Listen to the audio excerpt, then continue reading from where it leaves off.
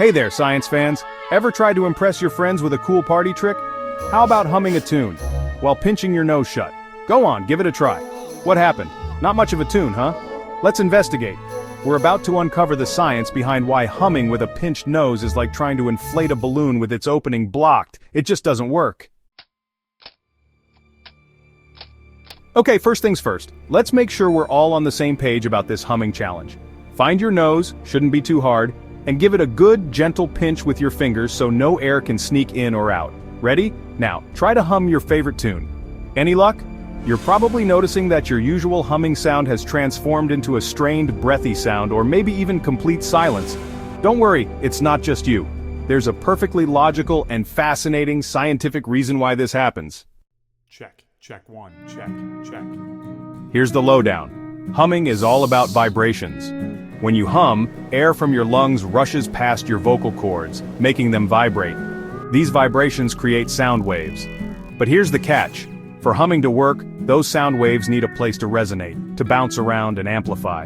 And guess what that resonance chamber is? You got it, your nasal passages. When you pinch your nose shut, you're essentially closing off that resonance chamber. The sound waves can't bounce around and amplify, resulting in that weak, airy sound or even no sound at all. Section 4. Humbug, the cheaters among us. Now you might have a friend who swears they can hum with their nose pinched. Don't be fooled. They've probably figured out a sneaky way to cheat. Some people can slightly open their eustachian tubes, which connect the middle ear to the back of the throat. This creates a tiny bit of airflow, allowing for a faint humming sound. But it's not true humming, so next time someone claims they've mastered the nose-pinched hum, you'll know their secret. True humming requires those open nasal passages. Check one, check two, check. Section 5. Experiment with your inner hummingbird. Want to have some fun with this? Try humming different vowel sounds like oo, or e with and without your nose pinched. Notice how the sound changes?